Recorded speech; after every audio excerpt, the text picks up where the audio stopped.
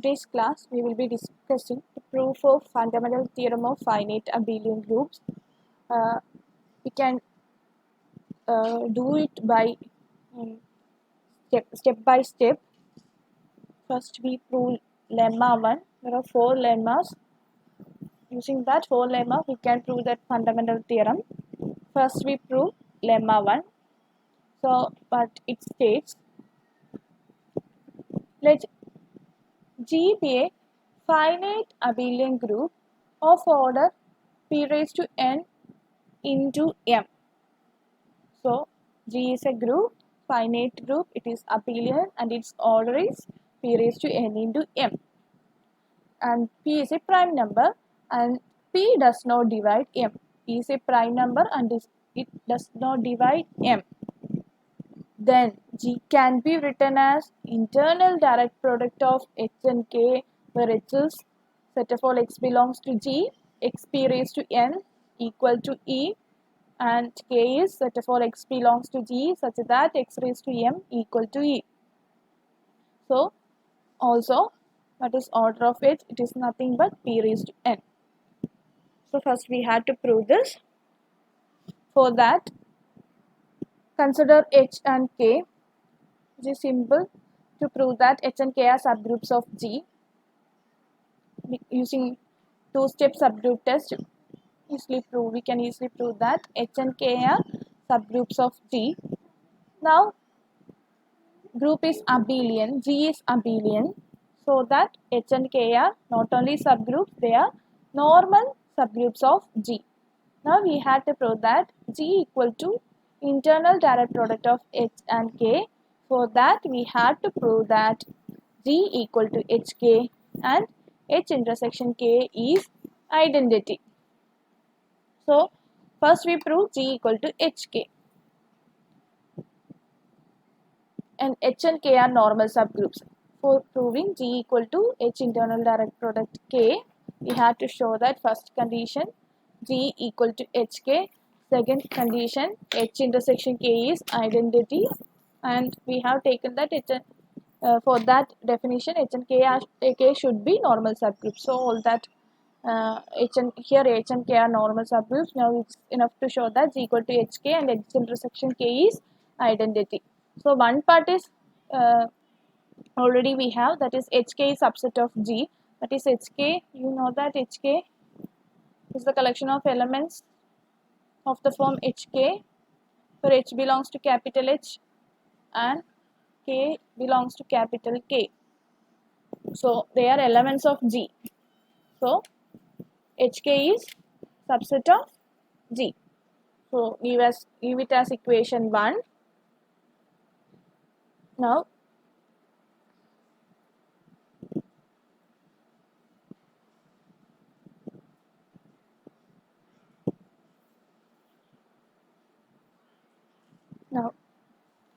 hypothesis we have P does not divide M. So P does not divide M, so that GCD of P raised to N comma M is 1. N is any integer. Then since P does not divide M, P raised to N comma M, the GCD greatest common divisor will be 1. So that by theorem we can write that their linear combination of P raised to N and M is 1. So then there exists S comma T belongs to there exist integers such that Sm plus T into P raised to N equal to 1. Their linear combination equal to GCD 1. Now take an arbitrary element belongs to G. For any x belongs to G, x is x raised to 1. You can write as 1. So replacing 1, which is equal to x raised to Sm plus T into P raised to N, which is equal to x raised to Sm into x raised to T into P raised to N. Now you just arrange it. Consider x raised to Sm whole raised to P raised to N, x raised to Sm whole raised to P raised to N. This can be written as x raised to P raised to N in P raised to N into M into S. Now you arranged it. X raised to P raised to N into M whole raised to S. Look at here, since x belongs to G and the order of G is x raised to rho c is p raised to n into m by corollary of Lagrange's theorem. X into order of g is e. So x raised to p raised to n into x raised to order of g is e. So x raised to p raised to n into m is e. So here it is e raised to s. E raised to s is nothing but e. So x raised to s m whole raised to p raised to n equal to e. Now what is h? Look at h. Now you just go through what is h. Its elements of s are the h are of the form. They are elements of g, and x raised to p raised to n is identity. So here x raised to m whole raised to p power n is identity. So x raised to sm is an element of h. So in that similar way, you can show that x raised to t into p raised to n. X raised to t into p raised to n is an element of k. So now x belongs to, now we have taken x belongs to g, we have taken x belongs to g, and x is nothing but x raised to sm into x raised to t into p raised to n. Now we have shown that this is an element of h and this one is an element of k. So what we can say, x belongs to hk. If x belongs to g, then x belongs to hk. So g is subset of hk. So 1 and 2 we can say that g equal to hk. And now we had to prove the second property, that is h intersection k is identity. For that, if you take an element in both which lies in both h and k, let x belongs to h intersection k, then x belongs to h and x belongs to k.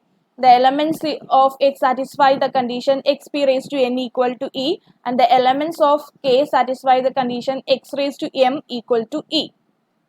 So comparing this, we get x p raised to n equal to e equal to x raised to m.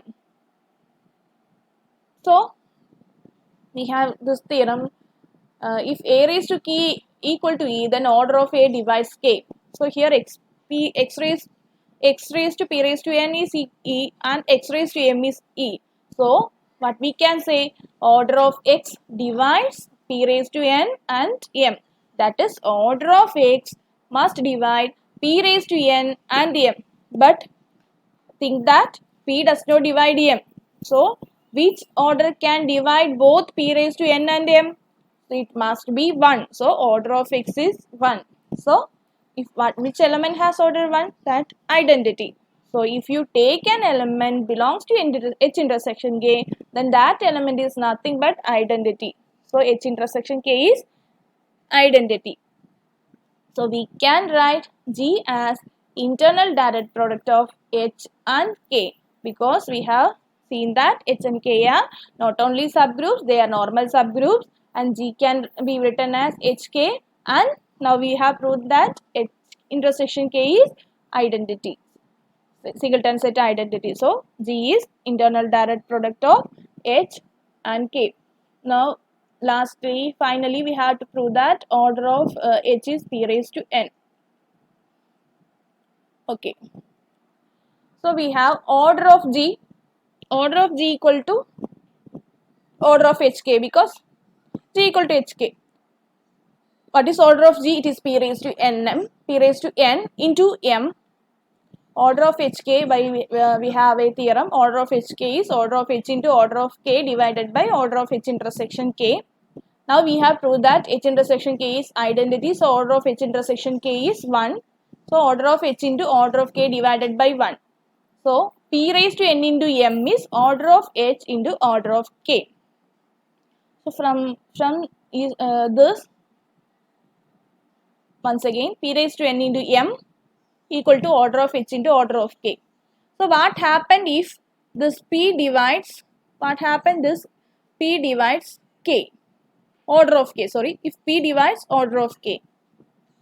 Now p is a prime number.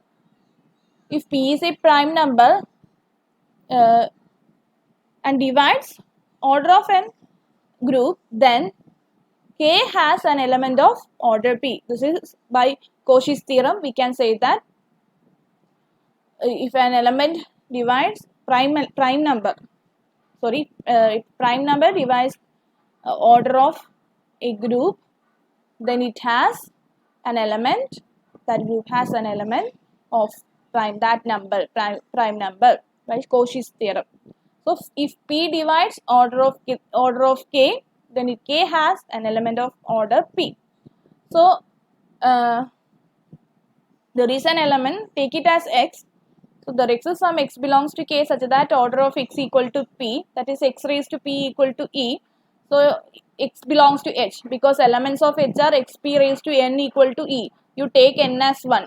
So X belongs to H. So X belongs to K and X belongs to H also. So X belongs to H intersection K, but we have H intersection K is identity. Since H intersection K is identity, X equal to E. So X equal to E, but we have taken that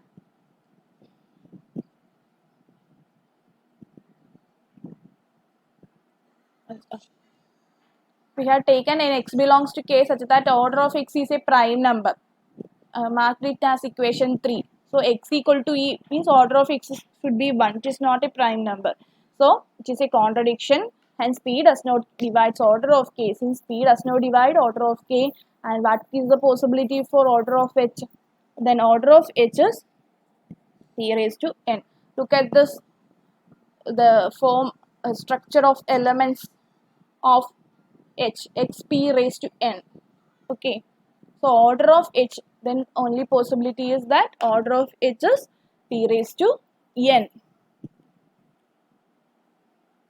Hence the proof. And we have a remark. Let G be an abelian group with order of G equal to P1 raised to N1 etc. Pk raised to Nk, where P's are distinct primes. Let G of Pi equal to set of all X belongs to G such that X to the power P raised to Ni is identity. Then G is isomorphic to G of P1, G is equal to G of P1 internal direct product etc. G of Pk, and order of G of Pi is Pi raised to Ni.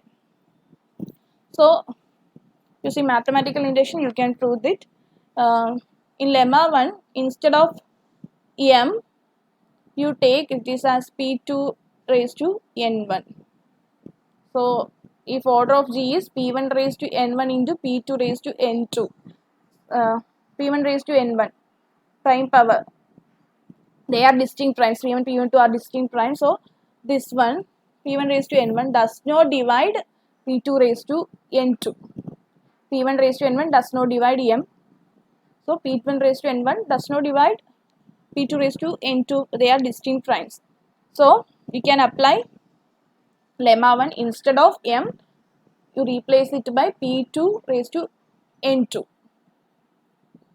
Okay. Then we can say that G is isomorphic to lemma 1, G of P1 internal direct product, G is equal to G of P1 internal direct product, G of P2. G of P1 internal direct product, G of P2. So applying mathematical induction, we will get this remark, and the order of each of this element, each of this group G of Pi is Pi raised to Ni.